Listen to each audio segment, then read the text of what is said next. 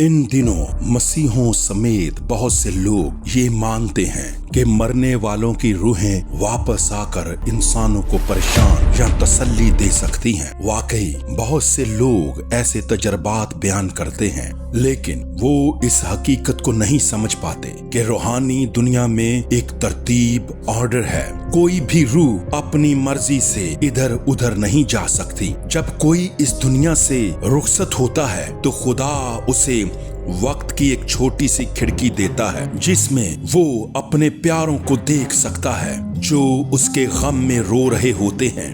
लेकिन ये हालत भी ज्यादा देर तक नहीं रहती, क्योंकि उसके बाद रूह अपने मकाम पर चली जाती है। बाइबल मुकद्दस के मुताबिक पुराने अहदनामा में तमाम रूहें पताल यानी शियोल में कैद थीं। इसलिए अंदोर की जादूगरनी सैमुअल नबी की रूह को बुला सकी, लेकिन आज ऐसा मुमकिन नहीं, क्योंकि पाताल की मलकियत बदल चुकी है। ये सब कुछ दरअसल एक धोखा है जो शैतान ने इंसानों को सिखाया है। ऐसे अमल खुदा की नजर में नापसंदीदा हैं, और जो लोग इन पर अमल करते हैं वो जवाबदेह होंगे। हम सब ने क़यामत के बारे में बहुत सुना है कि यौमे हिसाब, जहां हमारे ज़मीनी अमाल का जायजा लिया जाता है, और रूहानी दुनिया में हमारी तकदीर का फैसला खुदावंद यीशु मसीह ही क्यों, यहोवा खुदा की तरफ से क्यों नहीं? कोई ये भी सवाल पूछ सकता है। उसकी ये वजह है कि खुदावंद यीशु मसीह नस्ल इंसानी का नुमाइंदा है। वही है जो हमारे गुनाहों के लिए मसलूब हुआ और मर गया, फिर तीसरे दिन मौत को मौत देकर जी उठा। इसीलिए यीशु मसीह ने कहा कि राह, हक और जिंदगी मैं हूँ, कोई मेरे वसीला के बगैर बाप के पास नहीं आता। इस वजह से बाइबल मुकद्दस बयान करती है कि बाप किसी का फैसला नहीं करता, लेकिन उसने तमाम फैसले बेटे को सौंपे हैं। उस दिन तक मरने वालों की रूहों को इंतजार में रहना है। अब दो मकाम हैं जहां हमारी रूहें मुनस्सर हो सकती हैं कि हम अपनी जिंदगी कैसे गुजारते हैं। इनमें से एक हैड्स है यानी शियोल। हर कोई बशमूल बेईमानों को मालूम था कि ये जगह मौजूद है। ये जमीन के वस्त में वाक़या है। एक सुमेरी महाकवि है कि जब तैमूज शिकार के हादसे में मर गया तो अस्तारात अपने आशिक तैमूज को वापस लेने के लिए पाताल में उतरी। खुदावंद यीशु मसीह नासरी ने कहा कि वो पाताल में जो जमीन का दिल है उसमें उतरेगा, बिल्कुल यूना नबी की तरह जो 3 दिन मछली के पेट में रहा। असल में ये जगह शैतान के हाथ में थी। आदम के गुनाह की वजह से तमाम बशमूल मुकद्दसीन की रूहों पर इबलीस का कब्जा और इख्तियार था। आदम के वक्त से लेकर खुदावंद यीशु मसीह नासरी तक, जब उसने सलीब पर अपना खून बहाकर हमारे गुनाहों की अदायगी की और पाताल में उतरा और उन तमाम रूहों को आजाद किया जिन्होंने उसे अपना नजात दहिंदा और खुदावंद कबूल किया। यरूशलेम में लोगों ने उन्हें देखा। सिर्फ यही नहीं, उस वक्त यीशु मसीह ने शैतान को पाताल से निकाल दिया और उससे इख्तियार छीन लिया। आज वो पाताल की कुंजी खुदावंद यीशु मसीह नासरी के पास है। खुदावंद यीशु मसीह ने जिन रूहों को आजाद किया वो जन्नतल फिरदौस में उसके साथ रहने के लिए गए।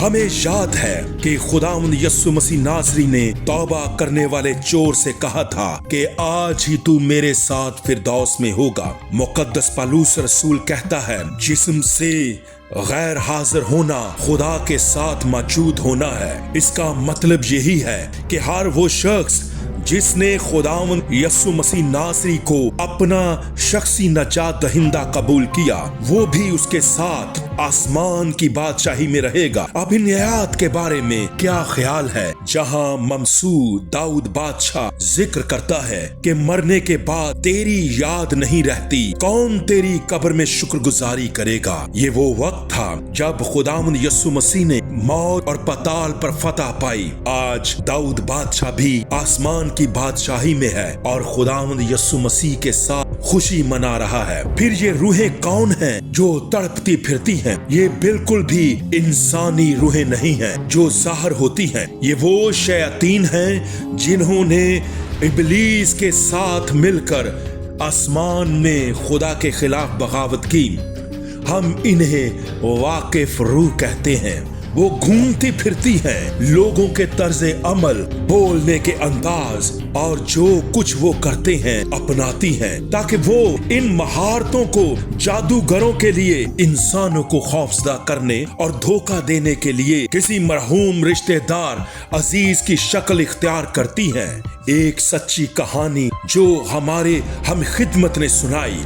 उसका जानने वाला एक आदमी था, उसकी बेटी बचपन में मर गई। साल गुजरने के बाद उसकी रूह उसके पास आने लगी। वो उससे बहुत खुश था।